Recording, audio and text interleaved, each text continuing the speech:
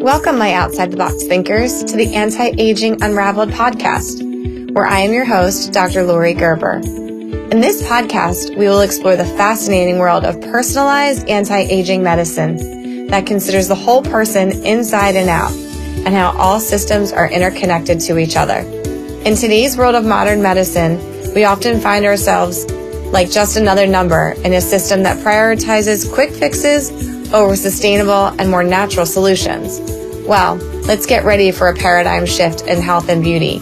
We look far beyond treating symptoms and aim to get to the root cause of our health and cosmetic issues. This podcast is your go-to source for all things natural, outside the box, and innovative in integrative medicine and cosmetic dermatology. So sit back, relax, and get ready to dive deep into the world of functional medicine and aesthetics with me, Dr. Lori Gerber. Let's take a trip down the real skin revolution pathway together. All right, everybody. Welcome to the Anti-Aging Unraveled podcast. And I'm so happy to bring you a whole new series right before the new year. We are doing guests. And our first guest, I'm very excited to say, Brittany, you are our first guest. Well, that's exciting. It's very exciting. It's Brittany Cano. And Brittany, actually, we matched on our new favorite matching dating site for podcasters, which is really fun. But she is a nurse that actually basically turned from, like me, traditional to non-traditional. So we kind of got into this world of medicine that maybe didn't make sense for us in one way or another, which we're going to talk about and look for other answers. And I'm so excited to have her here. She's out of Florida. And I'm going to read some of her little stuff in her bio. She said when she works with someone, whether it's an individual or a large group, her intention is to create authentic connection. And her focus is to inspire you to unite more deeply with your heart and prioritize your well-being and the well-being of your community. I think actually the well-being of yourself and your community around you, to me, is so important. So that I think that's an amazing add-in to your mission, if you will. Her focus is on mindfulness, movement, and lifestyle. So that's why we're really happy that she's bringing non-traditional medicine into the mainstream. So she's one of us, guys. So I'm very happy to have her here. There's not many of us out there, so we're doing the best we can with bringing it forward. And I'm just going to really quickly say she's a public speaker, personal trainer. She has a lot of bags of tricks. Holistic health coach, mindfulness and EFT, right? Practitioner, Reiki healer, and Yin yoga instructor. And I saw your IV clinic, your new mobile IV clinic online. Got to add that to your list. It goes well with the coaching, really, and like the holistic wellness. So it's a good fit. Yeah, the coaching. Oh, and your retreats. And we were just talking about wellness retreats. So she's got all kinds of things going on. So I'm really excited to have her here. So welcome. Thank you. Thank you. Glad to be here with you. And I love what you're doing and how you're leading and really practicing from this space of integrative medicine and making such a difference for people. We try. I don't know that we're always successful, but we definitely try to make it happen. All right. So I'm going to get into some questions here. I know I was actually just looking through your Facebook and Instagram this morning, and we talked a little bit earlier. So I think I'm going to lead off with how you got here. How did you get into this space of deciding that you were going to just transition from traditional hospital-based medicine to integrative? It has been a journey. It will, as everything, right? So, shortly after practicing as a nurse, I've been in nursing for over 15 years. I was like, hold on, patients aren't necessarily getting better. We're kind of putting Band-Aids on things. And then there's some things happening that I just really don't sit well with me. And then I myself went through such a transformative process. I used to have really, really bad gastritis. I got an EGD. They're like, it's normal. I just wasn't really living according to what was really best for my highest good. And I was just really in a toxic cycle. And once I learned how to break that cycle and things really started changing for my life, I didn't have gastritis anymore. I lost 20 pounds. I was in healthy relationships. I just felt really living according to what was really true for me and my values. It really gave me that oomph to, okay, hold on. I want to prevent people from ending up in the ICU. So much is preventative. I remember having a patient one night, I worked night shift, which is also really hard on your body and your mental health. Having a patient who was a code blue. So she heart stopped. And she came to ICU and just thinking holy crap, she's got type 2 diabetes. She has heart disease. She's morbidly obese. all of these things are very potentially preventative. And that really, I'm like, I got to get on the other end of this. Like, I really want to help people heal and thrive. Because at that point with her, it was just kind of maintenance. I don't know if she's, made it through or not, but emergency care, critical care has its role. And I love lifestyle medicine. I feel like it's so empowering. We really can heal so many things and have such quality of life through that approach. I mean, when we need the other styles of medicine, they're also available, which is great. But I think that not having that as our first line of defense can be a better route to go. 100%. I mean, you had your illness. I had the same experience. We all, sometimes it's out of necessity that we change what we're doing. And you were telling me about COVID. So let's tell the listeners a little bit about your transition ultimately. Yes. What happened? I know COVID changed. I had a virtual world forever, but I started really pushing the virtual world at COVID, where I was doing nationwide virtual consults and helping all these long haulers that couldn't get better. And, tell us a little bit about how you ended up here in this post-COVID. Yeah. So during COVID, I was seeing all my coaching clients in person pretty much. And then obviously that stopped for a while. So I would work at the hospital like a day a week, a few times a month at that point. I went back in working full time at the hospital in ICU during the pandemic and working my business full time online, transitioned everything online, like really was going for it that way. And then in 2021, I started with all these GI symptoms, and like, that's my body's way of telling me, hey, something's off. Because when I'm in a good flow, like things are good, my gut's great. And then when I'm under stress, my gut acts up. And at the time, I would have totally told you, I'm not really stressed. I should be doing more than I'm doing right now. Like, there's no reason why I can't do more. Felt like I had good practices, right? I was practicing, working out, eating well, mindfulness, meditation for years at this point. And I end up with a freaking GI bleed. So I'm like, okay, this is not by accident. I need to look here. Like, obviously I'm under more stress than I realize I'm under. Yeah. And my nervous system is a freaking wreck from rushing around in the ICU 3 days, 4 days a week, and really pushing myself to make my business a success. Plus, marriage and family and all that stuff, wanting to thrive in all of those areas. But that constant pressure really just like, oh crap, no, I'm under so much stress. And that's really when I recognize, oh, I'm burned out to some degree. I really am anxious, and I'm really like living from this place of survival mode, and my nervous system is a wreck. So that's really when I got passionate about nervous system regulation, because I was doing all the things, right? Like, I was eating well, I was meditating, exercising, but I was also like grinding it out nonstop. Like, I didn't really have a good form of rest unless it was like, let's drink wine and have some beers. Like, that was kind of my way of resting.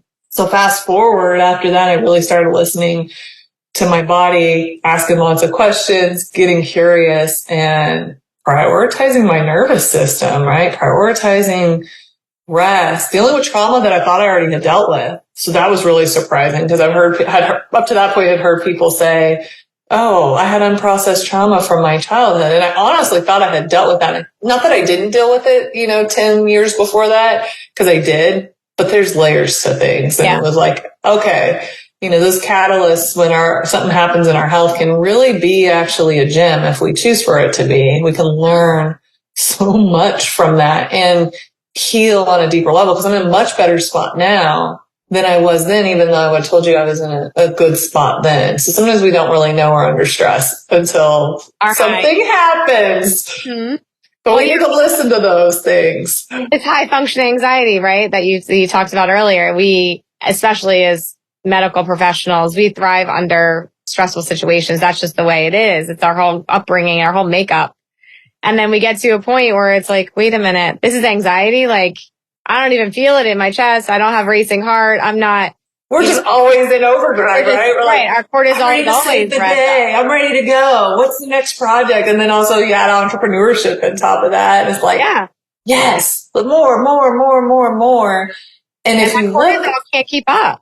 The cortisol can't, right? It's like, something's got to give, right? And the nervous system goes along with that. So I'm right with you. I treat so much adrenal fatigue And I hate the word adrenal fatigue. I actually think it should be adrenal spectrum, because we go through this overdrive for so long where our cortisol is so revved up. We're saving the world. And then eventually the cortisol just can't keep up anymore. And because our body is robbing Peter to pay Paul all day, like it's stealing from one side to give to another. And that's that burnout that you speak of, right? It's like your body physically can't keep up with the demand that you're giving it. And I think that there's so many warning signs for that, and we don't even recognize them. We're like, oh, I'm just tired. Oh, I just get headaches. Oh, I'm getting a little more cold. Right? Yeah. Like, oh, my gut's a mess. Mm-hmm. And thank goodness, like I had enough wisdom to say, like, listen to this. Don't just be like, oh, you just have this going on because what else do you see in your patients that would drive you to start linking high functioning anxiety, burnout? Like, when you start coaching your patients, what are you looking for? So I work with a lot of women. I primarily work with women, and I do see them in this sympathetic overdrive. Like they're just exhausted and yet they're pushing on through. So exhaustion, like not really feeling connected to meaning of life anymore. Like I know something's wrong, but I don't know what it is. Or like I have anxiety and I'm doing all the things, but I still have anxiety. Weight gain. And that, comes from different angles, the weight gain situation, headaches, and the same thing, gut issues, and missed periods, if they're still having a period, like young, though, like I'll have some clients like late 20s, early 30s, and they're having irregular periods because of the stress, right? Like, it's that powerful. Yeah. You to pay Paul. I always say to people, like, you're stealing from one side of the pathway to give to the other. Like, you can only do so much. Your body can only make so much before it just says mercy, like I give up. So yeah, it's unrealistic, right? Yeah, it is unrealistic. Expect of ourselves, and we have to be the ones to say, like, hold on, this is insane, because other people around us are just used to us doing all the things, and oftentimes think that we want to do them, and we might even think that we need to do all of these things all of the time. Yeah, and it's really looking at what's driving our actions, what beliefs. Do we absolutely need to function this way, especially when there starts to be all these prices that we're paying for it? Yeah, I know for me, my thyroid gets a mess. I start getting headaches. It's crazy. Of course, you're going to start now. We knew it. I did know it. All right. So let's talk about cortisol. Let's go backwards a little bit. Let's talk a little bit about upbringing, because I'm kind of curious. I grew up in a really unhealthy family. Like, dad obese his whole life, talk about type 2 diabetic, ended up with really bad neuropathy. Fast forward, he passed away from phrenic nerve paralysis from diabetes and ended up like on a vent and all this stuff. So my whole life, I kind of looked like I don't want to be them, right? So, and my mom is a super autoimmune nightmare. So my stuff, and I am too. So that I've always been driven by that. So I'm kind of curious, did you grow up in a family that was very... I grew up in a small town in Illinois, and we have very healthy lifestyles. Okay. They're very unhealthy in a lot of ways. Like my mom would try to like give us broccoli regular. Like she was really good at like giving us our vegetables.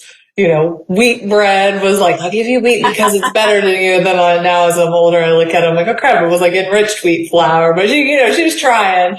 And we were active, like, and then we all played sports and everything. Right. I come from a line of like mental illness. So I feel like that was really one of the reasons I went into nursing. And then, just wanting to be healthier, but not knowing how to do it for the longest time. Like really not knowing how to like create healthy habits. So I'd say it was a mix. It was a mix in that like we played sports, we did those kind of activities, but like food wise, like typical standard American diet.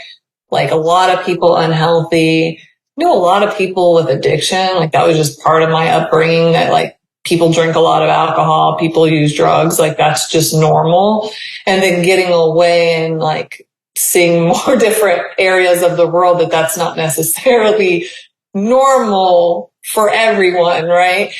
So that really, that same thing like you, that really fueled me wanting to figure this thing out when it comes to wellness, especially mental health and depression, anxiety, PTSD, and like, how do you get stuck in these unhealthy habits versus how do you break them? So that was always something that I was interested in. And environment plays such a powerful role. Like either way, it inspires you to make changes and, or it's like the feeding ground for our choices. So it was a combination of both of those. I just recently went back home and I was like, no wonder it was so hard for me to do certain things. Like a majority of people live this way. So right. It can be harder. There's no excuse, right? Like we can find a way, but definitely plays a big role. Yeah. I just always find it interesting how our family and our upbringing and our friends and who we surround ourselves with, like everything, how it just kind of molds what you become. I tell my kids that all the time. And yeah, it's either the one extreme or the other. It's either that it molds you into like, I need to do this because this is what is healthy and this is what my family taught me. Or you're like, I need to run the other way. Like, this is not. It's so interesting, right? And like one child in the family will decide to go on one path because of that and the other one goes the other direction. So it's so much of like what also the stories we tell ourselves about the things that happen and what we do with it. Yeah. No, it's just interesting to me. Well, that's a tiny town in Illinois. I'll take that. I'm a tiny town like around the corner from where I'm at right now in Pennsylvania. Are you? Yeah. So, let's talk a little bit about patient care. So what are some pearls? Like what do you give your clients and what kind of consultations? If one of my patients wanted to do coaching with you, what are some things that either some of my listeners can do at home, or what do you start off by teaching your clients? It's a very simple kind of technique to help empower themselves to lead a healthier life. Where do you usually start? So when I start with somebody, I do a biopsychosocial spiritual model. To me, that's like a big part of holistic. So we look through like what's going on with your physical health. And so listeners listening to that, they can look up like the holistic model or biopsychosocial spiritual model. I know that's a mouthful, and look through different questions. So you can start to really discover, how are my eating habits? Am I sleeping enough? Am I exercising? Am I moving enough? And mental health, like what are the beliefs driving it? How are my thoughts? How are my coping mechanisms?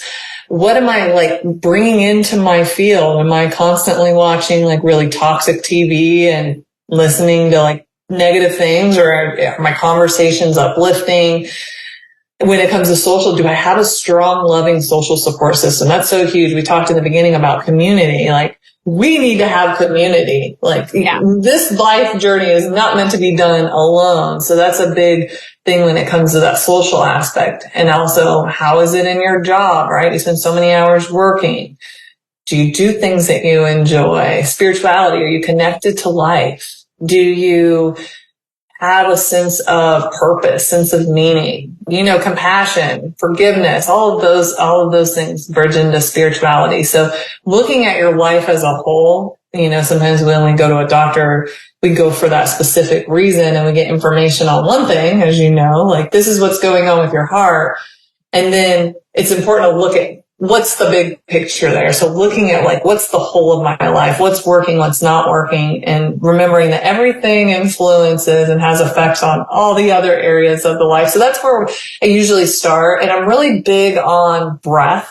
Okay. Like the breath is such a great tool. It's so simple. It's so free.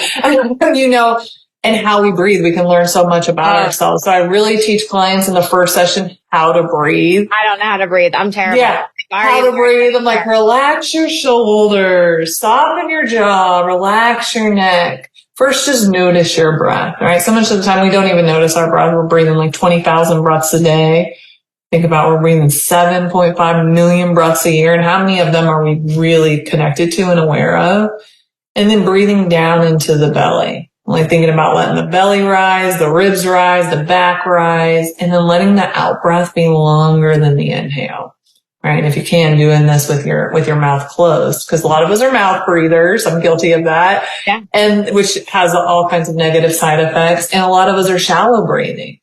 And so again, we're contributing to that nervous system. Shallow breather, guys. Yeah. Nervous system just regulation. So breathing down into the belly. So it does so many things, right? It has that calming effect. Helps balance, helps activate the parasympathetic, the vagus nerve, helps bring us into the present moment, connects us with ourselves, connects us with our life. Like the breath is such a powerful tool. So that is definitely something I work a lot with initially. Some people are like, that's it. Like, and then they'll say, like, even after retreat, people are like, one of the most powerful things is that I know how to breathe now. Like, it's a life changer when we can be connected to our breath in that way. I mean, for my listeners, just for everyone that's not super scientific out there, when we breathe, the nerves that basically are around our diaphragm are responsible for turning on our kind of, I always joke and say our stress center, or turning off our stress center, really. It's the easiest way to think about it. And it's our parasympathetics that drive our de-stress. Like, that's the calming mechanism, right? So we want to drive that. And when we breathe shallow, like I do, or which I learned at get pelvic floor PT. Oh yeah, they teach you how to breathe. Right. Yep. So you're just going to have this overdrive. Again, that cortisol won't stop. It's that sympathetic overdrive. It's I'm going to get up and run away from a bear all day long. And we never get that shut off. So really, really important. I love that you talk about breath work because it is so important. So important. And I'm like, remember to breathe like in those calm situations so that when you're stressed, you have that on memory recall. You have that to like say, oh yeah, let me watch my breath. Let me use my breath to create this sense of calm in this chaos right now.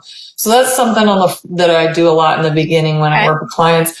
We do some goal setting, and it's not just set your goals. These are great. We really look at why are these your goals?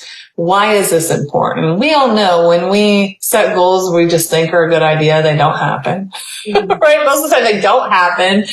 And when we really have that true connection, when we have that true reason why we're doing something, we show up, we make it happen. Like, you can speak to this, I'm sure, and so many listeners who are moms or parents, like, you have a strong reason why. There are plenty of times you don't feel like doing things for those kids, but you do it because your why is so strong. And the same thing goes when it comes to prioritizing our well-being. Like, we need to have a convicted why a lot of times, and an environment set up so that we can make it easy for ourselves. And then also have the goals align with our values. Because if they really aren't, I feel like if they're not value-driven goals, again, we're not, more than likely, I feel like the success rate is less, right? It doesn't really support our highest good if it's just like, oh, that's a good idea. I need to run a half marathon, or I need to, not saying that that's a bad thing, but I'm just doing it because I think that will mean I'm fit, when it really doesn't align with your values at all. It doesn't really make sense in your why. And it's just a story you're telling yourself that's not really rooted in the truth, what's best for you. Do you find it hard? Well, I guess the accountability helps, right? Because they're accountable to you too, right? I always tell people it's one thing to set goals on your own or follow a self-help book. But when you have someone that you connect with, which we're going to talk about in a little bit, that you're accountable to, right? This is whether it's a spiritual person, whether it's you, whether it's me as a physician, it makes those goals a lot more actionable, right? Because we're kind of your checks and balances too, I think. And then it becomes habit, right? After you're accountable for a while and you do certain things, once it becomes habit, then you're accountable to yourself. But I feel like we need somebody to kind of pull us along, which is where that coaching comes into play. It's hard though to get people to start to bring community back into their life right now. It's a big thing that a lot of the clients that I work with, like, that's a big thing for them. They're like, I want to find that sense of community. So I find that desire and that seeing the value of that is definitely there. And again, like you said, it's like having that accountability piece, because there's that cognitive dissonance anytime we go to step outside of our comfort zone. The brain is like, heck no, I don't want to do this. I don't want to go around people. I don't even like people. Like, why would I get out and put myself out there? I'm actually pretty fine just hanging out at home with my dog, watching Netflix. I really don't actually need that sense of community, right? That's the brain. Yeah. Well, and COVID so much works, right? Like, yeah. So it's something that I work with clients too, is like that self-coaching, right? Like, I want everybody to be able to self-coach when we're done working together, because we're with ourselves 24/7. And so, that's my line. Acknowledging, like, yes, this is what's coming up, and like questioning our thoughts. Our mind will tell us all kinds of crazy stuff. And if you're a science person, it's in the science, right? That being a part of community supports all aspects of our well-being. If your loneliness takes 15 years off our life, like they're saying, it can be comparable to smoking cigarettes, how detrimental loneliness is. Yeah. So study, and I'm it's going to blank, and I promise I'll pull it up for you guys and post it on one of the social media sites. But there was just a study, and I think it was a Mediterranean population, if I remember correctly, or it might have been in southern Italy. somewhere, but they were saying that their life expectancies were so much longer because their sense of community was so tight knit. And yes, Mediterranean diet, okay, say what you will, but the population, even that was eating that diet that weren't part of this community, did not live as long. And it's extremely important. And I find it really, really hard. COVID has made a lot of people a little bit more reclusive, but not only that, with just the divisiveness in our society right now, I find it very, very difficult to get people to take advantage of things that they might have taken advantage of 15 years ago or even 10 years ago. I mean, something as simple as soup kitchen or volunteering for something. People just don't want to be a part of it, whether it's fear of getting sick and being around all those people, whether it's fear of terrorism, whether it's really just wanting to keep your close connections to yourself. It's really difficult and it's so important. And I applaud you for making that a part of your practice. Unfortunately, it really isn't a part of mine because it's not something that I do on a regular basis, but we know that cortisol resets can be maintained or obtained by meditation and relaxation and finding sources of enjoyment. And that's with other people usually.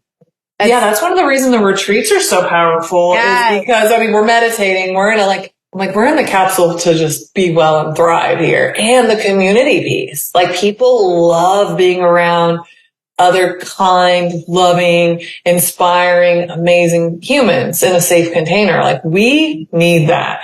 And I know it, like you said, all of those fears, right? Those are legit that come up and they get in the way. And it's even putting yourself out there just a little bit. I didn't grow up with the power of community really being a thing, right? And there was a time in my life where I was around a lot of toxic people and tend to be more introverted in a lot of ways. That being said, I've just realized there's so much power. We have to be in community. Look back at our ancestors. We were never living in isolation like we are now, ever. We are communal beings. And so I really just want to drive that home. You're not alone in whatever you're going through. Your situation might be unique, but get out there and connect with other people, right? There's other people who want to connect with you and we just need it so bad. And finding those groups or those people that you can really connect with on a heart to heart level is so important too. That's awesome. Now, and when do you have a retreat coming up? I have one next year. It's a reset and recharge retreat actually in September. We hosted here before. It's on Lake Adawan in Guatemala. Have you ever been to? I have not. I did see it on your Facebook page. I'm not going to lie. I saw it. It's beautiful. It's so serene and quiet. I always say it's a good amount of doing deep inner work and also just having the fun and having the time of your life and going out and experiencing new cultures, new people, new food, adventures. So it's a good mix. Yeah, guys, we should check it out. Look on her Facebook page. I did see a couple of links to her Facebook page. So it sounds super exciting. Maybe I'll even go. Who knows? Thank you. Yeah, I'm excited about yours too. Yeah, so we're working on it, guys. It's coming. It's coming. So let's talk a little bit. Do you blend any traditional medicine into your practice? Do you have a little bit of a mix of? I do ask people do you have any diagnosis? What meds are you on? So I really provide that education piece. Okay. Let's say somebody has high cholesterol. So educating them on that. Their type 2 diabetes. Okay, these are the things you want to pay attention to with your nutrition. Stress is going to influence your cortisol level is going to influence your blood sugar levels. Educate that education piece. Because a lot of times when you go to the doctor, you don't get a lot of time to receive information. You're sick in the hospital. You're just trying to survive and get through. So I find that it's so important to provide education on these things. And then what screenings, right? Traditional medicine's great for screenings, blood work, all of that kind of stuff. That's a very important information and part of the wellness process is to get the exams, get the preventative testing, get your blood work done, know your vital signs, all of these things. So I definitely blend that in. If you think about it, guys, it's kind of a synergistic approach, right? We take and I'm not a huge traditional medicine fan, but we take the blood work, we take the story, we take the history, we take everything. I put the pieces back together and get you on things that are going to make you better supplement wise. And obviously I do some diet modification too. And then Brittany takes you over and just teaches you how to be. and enjoy it all because you're so healthy now that you work with I need her services just as much as anybody else because my life is just as crazy as you all know. Running a solo ship isn't that easy all the time, but yeah, I think Brittany has a really great way about her. So I know you got to go in a few minutes. So I'm going to kind of wrap up a little bit with a couple, what makes you different?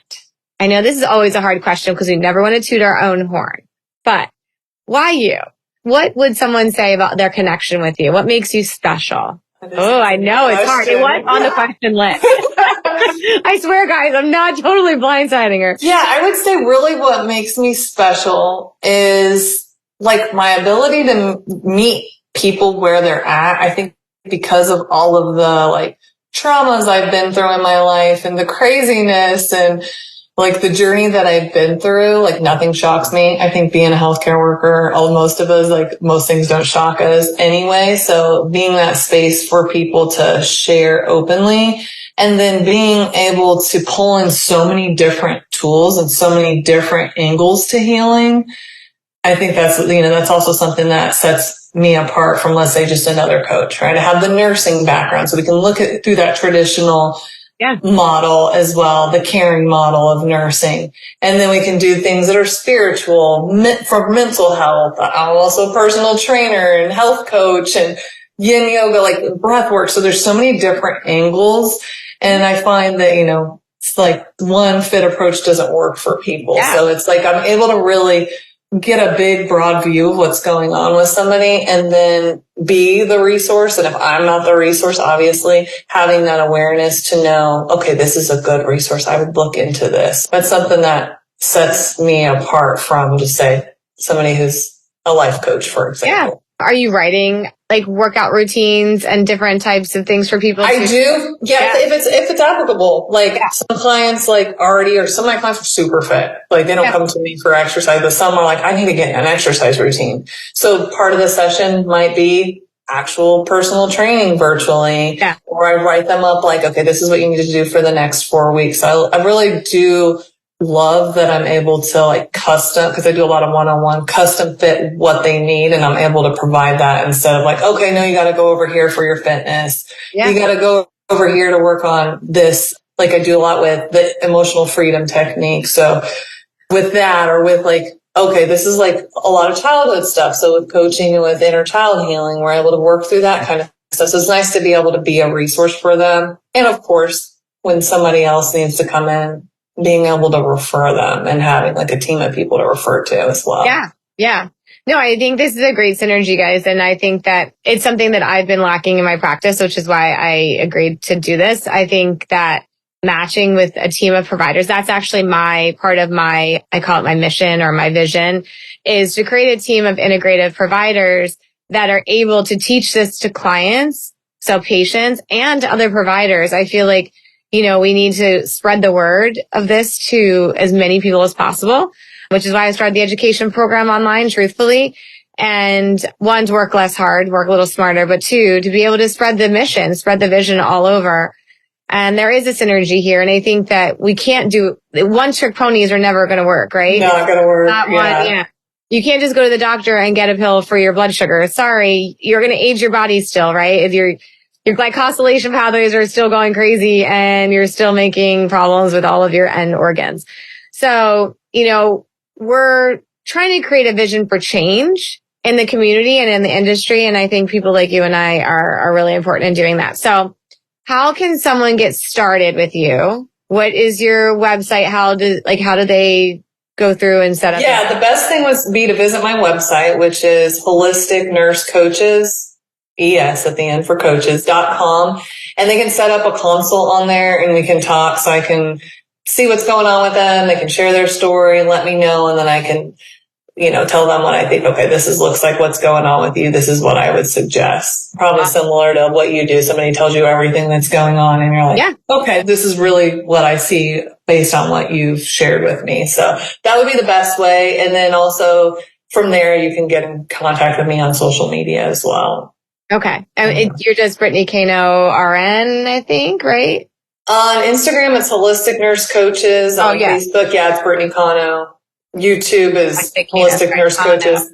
Everybody says Cano. So many people I should have got that on our pre-meeting, guys. That's okay. Sorry. Brittany Cano. We got to get it right. It actually rolls off the tongue way better that way. All right. So I'm going to do 2 last questions and we're going to ask all about you because I think this is way more fun. So I want to know your favorite book, right? Favorite song and favorite food. Okay. So I'm such a nonfiction kind of book reader. Okay. I'm one of those. I'm like, I just love like growth stuff and nonfiction. So my favorite book, I really like A New Earth by Eckhart Tolle. I knew you were going to say that. I literally was going to say that before you said it. I was going to say Eckhart Tolle. And before you... All right. So we have this connection. You're probably going to have to talk again. A lot. Right. I just read the book. I was like, I never want this book to be over. You just read it for the first time? No, I read it years ago. Oh, yeah. I think I've read it like 4 or 5 times. Yeah, it's such a good book. I love that book. And then favorite song. Now, if you come up with the same one that I was going to say for you, then I'll be really impressed. But I'm like into like Beyonce kind of songs, like uplifting. Like, but do I have a favorite Beyonce song? I wouldn't have picked Beyonce for you. That wouldn't have, but I wouldn't have pegged you with Beyonce. Yeah, I like Beyonce. I don't know though. Really, that's so bad that I don't have an absolute favorite song. That's all right. I like music that pumps me up though. Okay. Like uplifting music, like get me moving, that kind of music. That's typically like how I listen to music. And then favorite food. Today, I would say sushi. Okay. It depends on the day though. I like Thai. We eat a lot of Asian food. Okay. Yeah. How about you? What's your favorite food? Honestly, probably eggplant parm. Like if I'm going to pick a favorite food. Yeah. Eggplant parm. But it's funny. I literally just handed the book Eckhart Tolle to somebody like maybe 2 days ago. So really? I do. Yeah, I knew you were going to say it, but I don't know. I don't really have a favorite book. My favorite book is tough for me. Underground Railroad's really good. I mean, I like historical fiction. So The White City, it's kind of gruesome, but it's like one of my favorites. It's about the first serial killer in Chicago. Oh, see, there's so many killer shows on like Netflix. I'm like, why are there so many? Yeah, well, this love it though. It's like the start of serial killer, but it's all about the Chicago World's Fair and like it's very interesting. My favorite song is Tiny Dancer by Elton. Yeah. Oh yeah, that's a good one. Yeah. I like Queen a lot too. I rock out to Queen quite a bit. I love Almost Famous, the movie. So that's like I don't know. It just has this, I don't know why it's one of my favorites, but it's got that classic rock vibe. It's kind of like upbeat, but a little bit like angsty. I don't know that movie. I'm that person. What? I'm horrible. I'm that person who people are like, in that movie. And I'm like, I've never even heard of it. I know. I'm sorry. I'm sorry. No, it's all good. It's all good. That's right. We're all here to educate each other. Exactly. All right. Well, I plan to have you on some more stuff. We'll do some really interesting. I do want to ask you a quick question. I know we have like 9 minutes. Oh, we got 9 minutes. I want to ask your opinion on light therapy. Oh, like red light therapy? Yeah, red light therapy. Or even there's actually, I don't know if you've ever heard of brain tap. But I love brain tap. Yeah, so I do too. So, and that's red and blue. And that's obviously patterned light. I actually use brain tap. I love brain tap. It's one of my... I love brain tap. Yeah, it's just looked like really deep into the research about it. From what I have looked at, I find that I think it's a great resource. It's a great tool to add to a healing journey. Yeah. I really like the infrared sauna. Yeah. I'm a huge fan of that. The brain tap's awesome though. I meditate regularly. And when I put on brain tap, I'm able to, I'm a mover. I'm a fidgety kind of person though. I love to move. I never would work well in a cubicle, but I really am able to not move. You have the glasses? I don't have them personally, but I've used them before. Okay. Yeah. And so I think it's a combination of the hypnotherapy that goes on and the lights, where the lights hit, and how it activates the brain. Yeah. And for those of you guys that don't know, it's red and blue light therapy. And the guy that invented it, actually, I met his son, who is now the owner of the company, who's actually older at this point too. But it basically started out as just meditative, right? So his dad was a huge meditative guy, essentially grew up with in the boonies with no water, no nothing. And they just were hippies living off the land, essentially. And he developed this light therapy to go with the meditative, whatever he created. I don't even know if it was a specific meditation, but they actually tested EEGs, so brainwave changes with the light. So it's red and blue light in different patterns going through the eye when your eyes are closed, right? So it's passing through the eyelid. And it's really, really interesting, the EEG changes and the parasympathetic overdrive that starts to happen. So it shuts down that sympathetic response. And you can actually find people that can't get into that meditative state naturally with regular meditation. They're able to get deeper with the light therapy. Like you just said, like you kind of don't want to stop. Yeah. Oh, I love it. The first time I did the brain tap, I helped a IV clinic open in a biohack lab.